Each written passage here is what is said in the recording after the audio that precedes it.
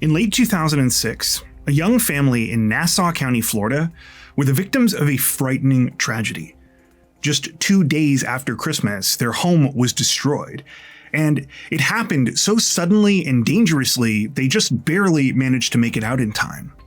Because the situation was believed to be an accident, initially the family was relieved. In fact, they would tell a local news crew the next day that even though they had been left quite shaken, they were grateful they were still together. Sadly though, that would not be true for very long, because only a month later, police were called back to this same property. What they found there would not only convince them that these two incidents were actually connected. When they finally figured out what was going on, it would expose a secret about this news interview that was hiding in plain sight. Exactly how those two incidents were connected, as well as what the news crew missed that day, is what today's case is about. As always, my name is Nigel, I run this channel with my good friend Luke, and welcome back to Crime Zone. A reminder, if you do find today's video interesting and informative, be sure to like and subscribe for more true crime stories told, with a mysterious and suspenseful vibe. With that out of the way, let's dive in.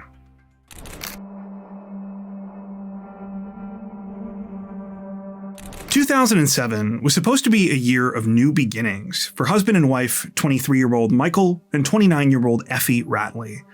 In addition to being new parents, which was very exciting for them and their families, the young couple had recently gotten remarried. Yes, you heard that right, remarried, as in they had previously been married before. From the start, Michael and Effie's love story had been an unconventional one. They met by complete chance one day in 2003 when Effie was having car trouble. She had a flat tire and she didn't really know what to do. Michael was driving by and kind of saw her standing there at the side of the road looking flustered. After stopping, he ended up offering to buy her a new tire and change it for her. They got to talking, and pretty soon they could tell there was something between them. Effie wasn't like a lot of women that Michael had met before. She enjoyed 50s music and black and white movies and had a real innocence about her. She was also incredibly kind and gentle, and more than anything, she valued family. Effie was similarly taken with Michael. Even though he was a few years younger, he wanted the same things out of life that she did. You know, a house, family, kids, and so 18 months later, they were married. Unfortunately, this first marriage didn't last very long. After about 3 months, Effie and Michael separated and ended up getting a divorce. We weren't able to find a ton of information about exactly what happened, but a couple of sources we came across in our research suggested that Michael's age had a lot to do with this.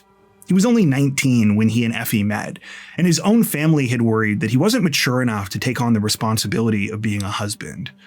This is apparently what Michael ended up saying to Effie. He wasn't sure if he could be the man she needed, and he was kind of letting her go because he wanted the best for her and wanted her to have the opportunity to find real happiness. Over the next year or so, though, Michael and Effie continued to stay in contact, and Michael seemed to do some growing up. It was during this time that he went to Effie and said, "Look, I made a huge mistake. I was scared before, but you are the love of my life, and I want us to be together." Effie was still very much in love with Michael, so she agreed to take him back. They got remarried in the spring of 2006, after which they moved into their own little trailer home in the small Florida community of Bryceville. Michael's parents owned 20 acres there, and both they and Michael's sister and her family already had houses on the property. It was right around this time that the couple got some other amazing news. Effie was pregnant, and they were going to have a baby boy. Michael and Effie's son Aiden was born in the middle of December, and heading into the new year, almost everything was going really well for them. Both of them had steady jobs, they were absolutely thrilled to be new parents, and it was just a very happy time. However, as I alluded to at the beginning of this video, there was one pretty large exception to all of this. On the night of December 27th, just 2 weeks after Aiden was born, a fire broke out inside Michael and Effie's trailer during the middle of the night. Michael was the first one to realize what was happening. He had been sleeping on the living room couch taking care of the baby so that Effie could get some rest. After seeing flames all around him, Michael immediately grabbed Aiden and ran outside to safety. But pretty quickly, it became clear that Effie was trapped inside. The bedroom where she was sleeping was towards the back of the trailer, and by now, the blaze had completely taken hold in the main part of the home, cutting her off from any kind of exit. Noticing the fire and smoke pouring out of the trailer, Michael's family, along with several neighbors, ran over to try and help. But no one really knew what to do.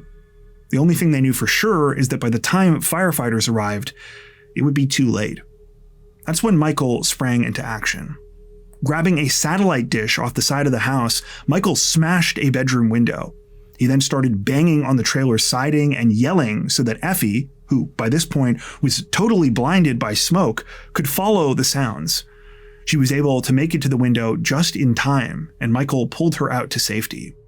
The whole thing was devastating for the Ratley family, and when firefighters finally did arrive and extinguish the blaze, it was obvious just how close a call this had been. The interior of the home was completely gutted, and while Michael and Effie were able to temporarily move in with Michael's parents, they had lost almost everything they owned. The cause of the fire was determined to be faulty wiring. Fire investigators concluded that the blaze had likely started in the living room, possibly at an electrical outlet where a baby wipe warmer had been plugged in. Another reason things had become so dangerous was that the trailer didn't have any functioning smoke alarms at the time. Even so, what everyone agreed on was that Michael had saved Effie's life, and the next day, his heroic actions became a local news story. Michael's wife says she was asleep and had no idea what was going on because it was all happening so fast. I wasn't really thinking anything at the time when I got out and I realized what was going on. You know, it was good to see him and know that he was okay. Michael says he's just glad he woke up. I try not to think what could have happened if I wouldn't have woke up. That's too scary to think about. As you can see, the segment was pretty heartwarming. One of those stories that reminds us all what's truly important in life. In fact, Michael himself would go on to say in a different interview about the situation, quote, "I might have lost everything physical, but I've still got my two most precious things." So yeah, I wasn't kidding before when I said that 2007 was supposed to be a year of fresh starts for the Ratley family. They had a new baby, a new marriage, and now they needed a new home. But if you recall, what I also said is that the family's second chance at happiness would not last very long. And that's because something else was about to happen. Something that would not only overshadow this entire story, but would call into question whether this seemingly freak accident was really an accident at all. In the early morning hours of January 27th, 2007, the following 911 call was made to the Nassau County Sheriff's Office. Hello? Hello? What's going on? Oh.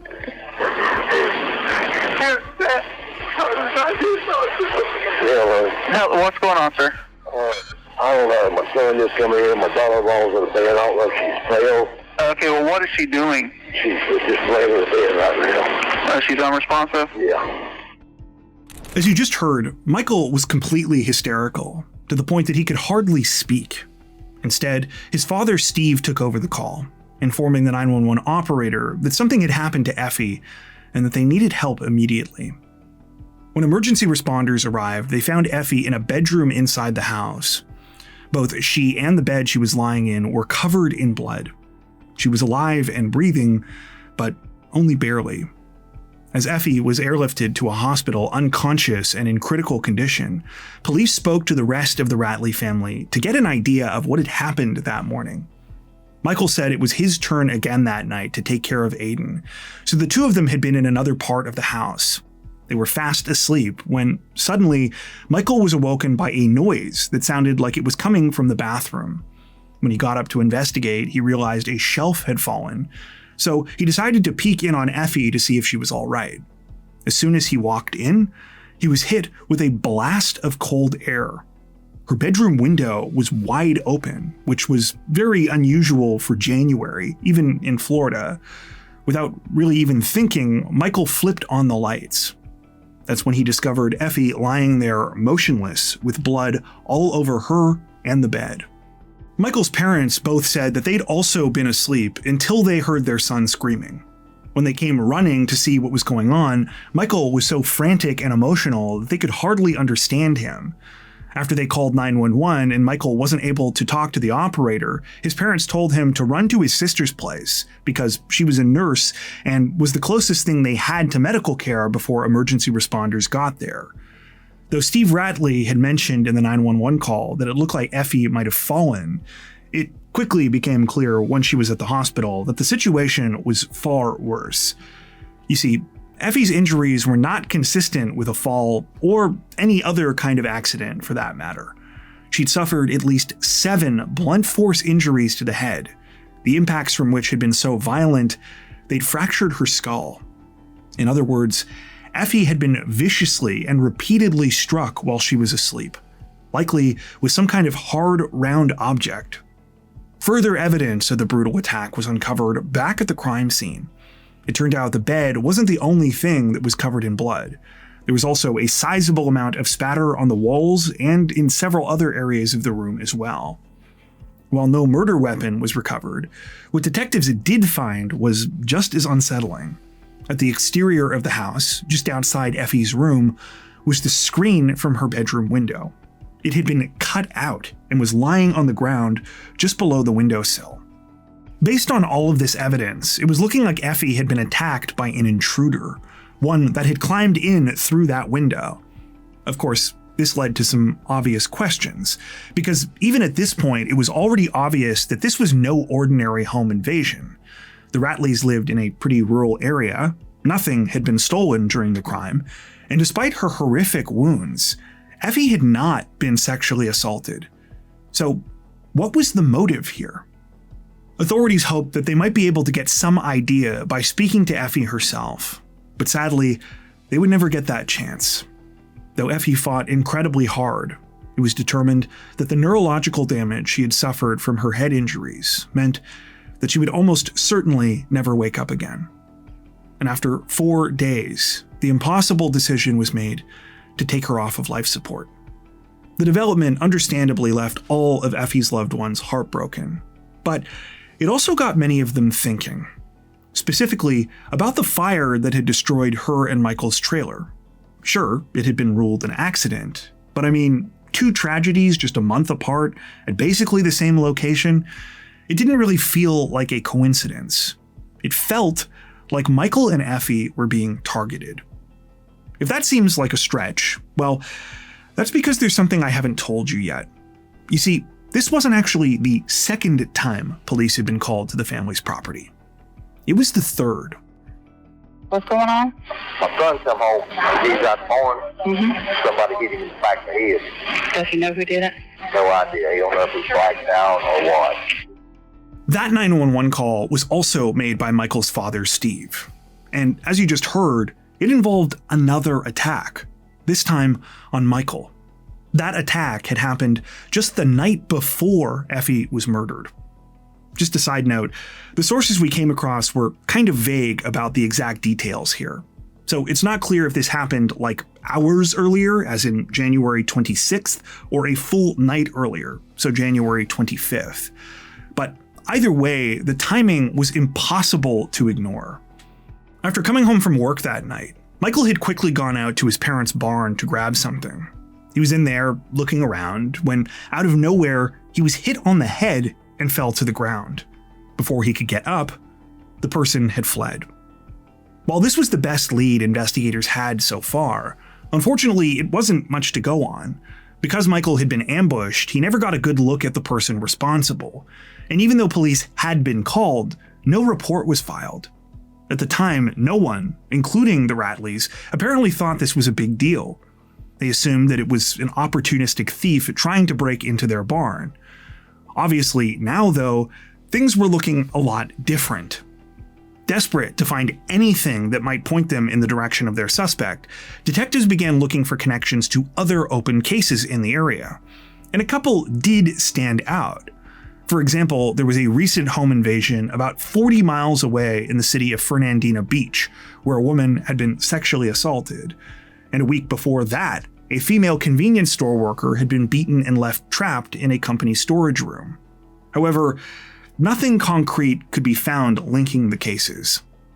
Still, the more that investigators looked at what had happened here, the more they also became convinced that what had happened to the Ratleys was not random. The fire, the attack, the murder, all of this seemed like it had to be connected. Well, as they would soon discover, they were correct, just not in the way they initially thought. And the realization that would finally get them on the right track, it would come from an equally unexpected place. I mentioned earlier that Bryceville, Florida is not a very large place.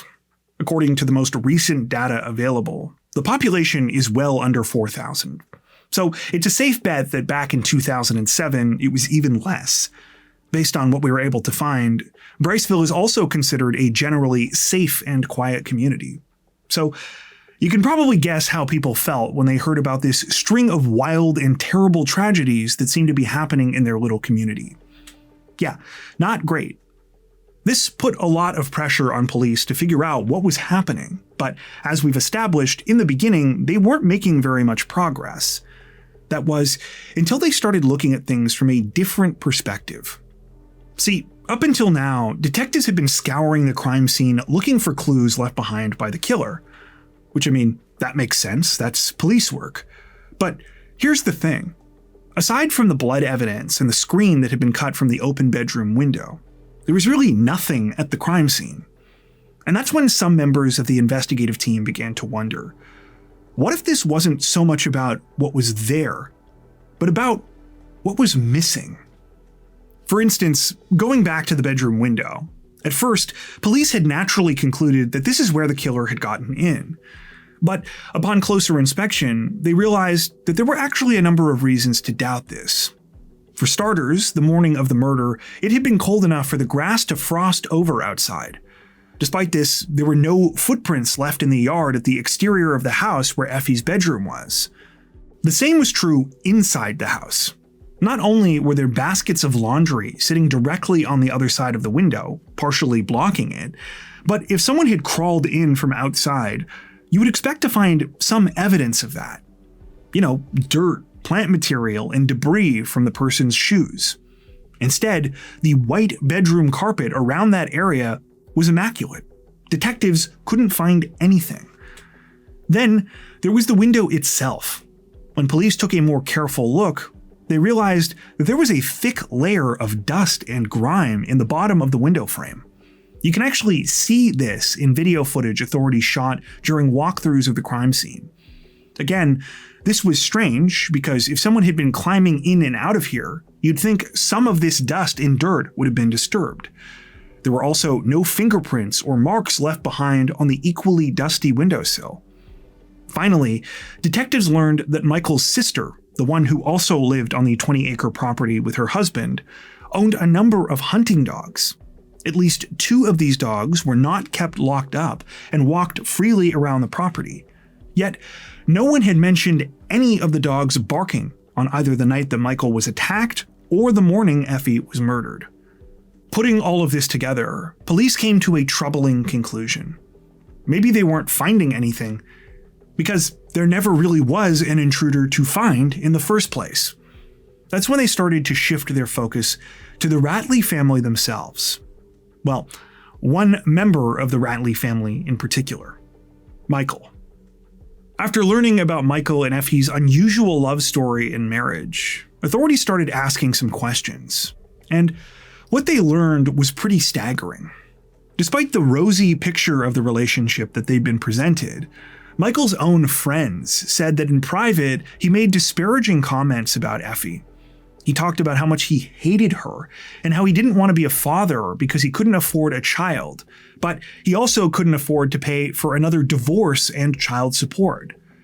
This definitely seemed like it could be a motive, especially when authorities learned that Effie had a $150,000 life insurance policy. Michael was the primary beneficiary of that policy, so with his wife dead, not only would he no longer have the burden of legal expenses, he was also going to receive a large sum of money. The most troubling revelation, though, came from Effie's family, who said that shortly before the fire, she had been involved in another near-fatal accident. While she was on her way to work one day, she had received a phone call from Michael, who asked her to check the center console of her car for some medication he thought he'd left in there. Effie said okay, but as soon as she opened it up, she started screaming. The console was filled with mice, which Effie was deathly afraid of. At the time this happened, Effie was driving along a busy section of interstate, and in her panic, she started swerving all over the road. She only narrowly avoided a serious accident, and her friends told police she was terrified when she finally made it to work. So yeah, this was yet another example of a time when Michael was involved in a situation where Effie could have been seriously hurt or killed. At this point, there was just no credible way to believe this was all a coincidence. Now, obviously, things were looking pretty bad for Michael, but as you may have noticed, there were still a few unanswered questions. Let's start with the most obvious ones first. If Michael was trying to kill Effie, why did he save her from the fire at their trailer? And if he hated her so much, why did he go out of his way to remarry her? Then there was the crime scene. Based on the brutality of the attack on Effie and the amount of blood spatter in the bedroom, investigators knew that the killer likely would have had blood all over them as well. But when Michael was interviewed by police on the morning of the murder, no trace of blood was found on him or his clothing. In fact, his robe was collected and tested specifically for this, but the results came back negative. So, if Michael was the killer, where was all of the physical evidence? From the reports we came across in our research, it seems like that last question, specifically, started to drive detectives a little crazy. They had enough to obtain warrants to search Michael's parents' home, but no matter how hard they looked, they couldn't find anything directly linking Michael to the murder. Well, it turned out that's because they were looking in the wrong place. After obtaining additional warrants, investigators were able to go into Michael's red Dodge Ram pickup truck. The vehicle appeared normal, until they noticed a hidden storage compartment underneath the back seats. Inside, shoved into multiple plastic bags, was an absolute goldmine of evidence. Just to give you an idea, the compartment contained a hammer, a box cutter, multiple pairs of 2 different kinds of gloves, and a bunch of blood-covered paper towels. When these items were sent away for analysis, it was determined that the hammer and the paper towels had Effie's blood on them. The results on the gloves, meanwhile, were split. The heavier work gloves in the compartment were clean, while the latex ones had Michael's DNA inside them. Detectives felt that this explained the lack of evidence at the murder scene. They theorized that before attacking Effie, Michael had stripped naked and put on 2 sets of gloves. First the latex ones, then the heavier work ones. He'd then beaten Effie with the hammer before cleaning himself off with the paper towels, cutting the screen on the window, and hiding everything in his truck. This is why no blood was found on him or his robe. That's not all authorities found in Michael's truck, though. Alongside all those other incriminating items, they discovered a length of partially burnt electrical wire. When this was analyzed under a microscope against wire found at the scene of the trailer fire, it was determined to have been cut from a section right where the fire broke out. So yeah, Michael was behind that as well. When Michael was confronted with all of this, he said that he was shocked and had no idea how any of this had gotten into his truck. But he insisted he was innocent, saying it must be someone trying to frame him, probably the same person who had attacked him in the barn. Police did not buy this, nor did they now believe that the barn attack had actually ever happened. After all, Michael was the only person who could ever verify this, and it seemed much more likely that he had simply fabricated the incident to make it seem like an unknown person was targeting him and Effie before the murder.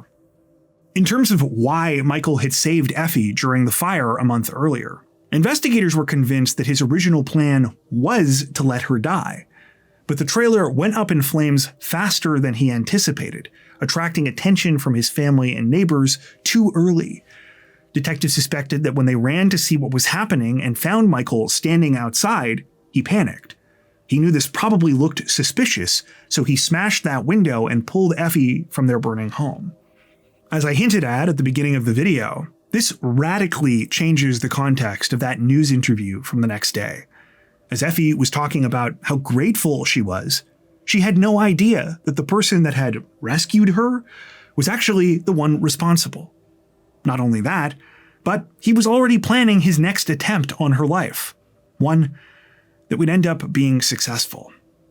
At the same time, you have Michael grandstanding and playing the hero, talking about how scary it was to almost lose his family. It's both disgusting and horrifying.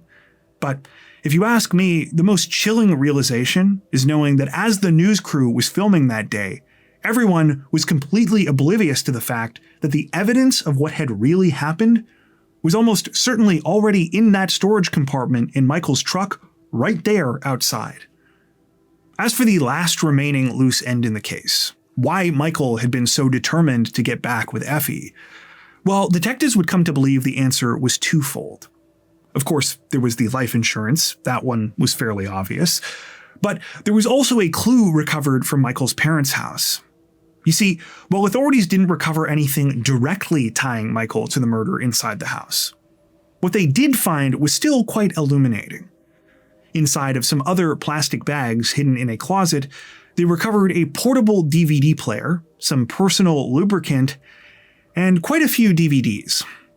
I have to be careful about how I say this next part because we're on YouTube, but let's just say the content of those DVDs was of the adult variety and featured men. Just men. So yeah, Michael's hatred for Effie may have had a lot to do with the fact that she wasn't his type, if you get what I mean. Police would come to believe that Michael was deeply in denial about his sexuality. This was further substantiated when police finally got a look at Michael's phone records. Those records showed that Michael had been making an awful lot of calls to a 35-year-old man who'd once been a teacher of his in high school. Detectives were never able to determine if the pair were actually in a relationship, but that didn't really matter. In the end, they didn't need to prove a motive, because the evidence they had tying Michael to Effie's murder was overwhelming enough on its own. In late September of 2007, almost 8 months to the day after Effie's murder, Michael was arrested and charged with the crime. However, he continued to insist he had nothing to do with the killing and was being framed. Michael would stick to this story when the case went to trial 2 years later, and it seems like a lot of his family members believed him. They said that he was a kind, gentle, church-going man who would never do something like this.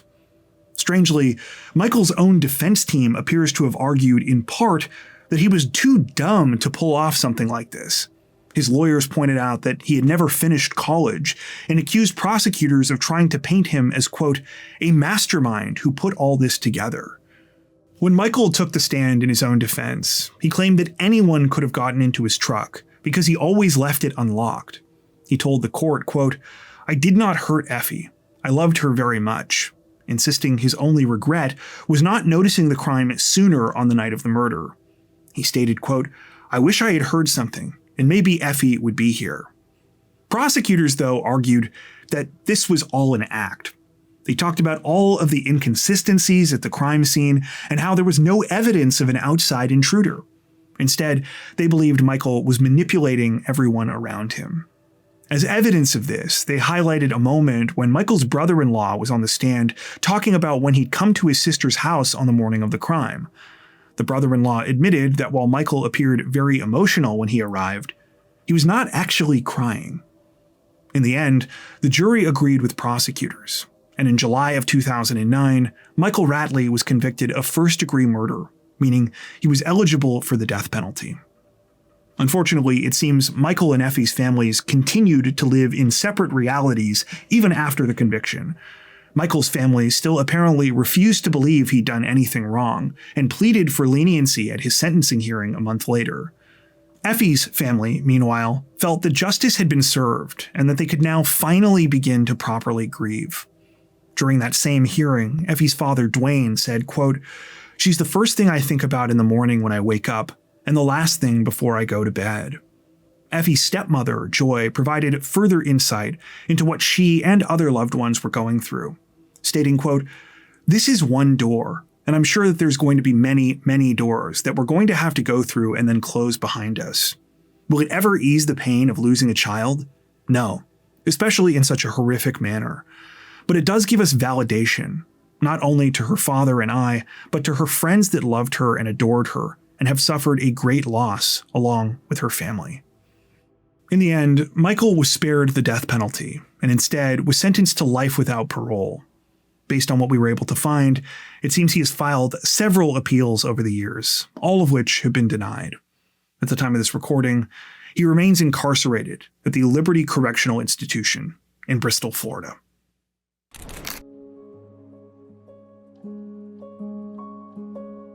I don't think there's a ton of loose ends with this case, so I'll keep this brief, but I just wanted to touch on one question that I think some of you might have, and that's what happened to Aiden? Well, the truth is, unfortunately, we don't really know. The closest thing we were able to find was an anonymous post on a true crime Reddit forum from about a year ago. The poster claimed that Effie was her aunt, and that when all of the legal proceedings were over, Michael's parents ended up raising Aiden. They also wrote, quote, "Aiden is a healthy and wonderful young man now, from what I hear." Now, obviously, we can't put too much stock in a random Reddit post, and the truth is, anyone could have written this. But I, for one, very much want to believe that Aiden is doing well. Going by the timeline, his 19th birthday should be coming up in just a couple months' time, and I hope wherever he is happy and healthy. I also hope he knows just how much his mother loved him, even if their time together was so tragically short. I think Effie's stepmother, Joy, summed up the incredible weight of this case best when she said this, quote, "Her son was her pride and joy, but she never knew more than 6 weeks of her motherhood dreams." Hey there. Before you take off, we'd just like to take a second and say that we really appreciate you sticking around to the end of the video. Luke and I are so grateful for our incredible Crime Zone community, so thank you for being a part of it. If you want to help Crime Zone continue to grow, one of the easiest things you can do is leave a like on this video and consider subscribing. Be sure to hit that notification bell as well and select all notifications to stay up to date with our latest releases. If you're looking for additional ways to support the channel, there are a couple of options. We've got a thriving community over on Patreon, where you can get ad-free and early access to all of our content, as well as 4 additional stories per week for each of our Crimes of the Week and Crimes of the Week International videos. Head over to patreon.com/crimezone to learn more and to meet some of the awesome people whose names are currently on screen. If that isn't your thing, we've also now launched channel memberships so you can join directly here on YouTube. Channel members get a lot of the same perks as on Patreon, including extra content, without the added hassle of having to go off-platform. Now, that being said, we know times are tough and that not everyone is able to support financially. Regardless of your situation though, we want you to know that we truly appreciate every like, sub, share, and comment that you send our way. Once again, thanks so much, and we hope to see you soon.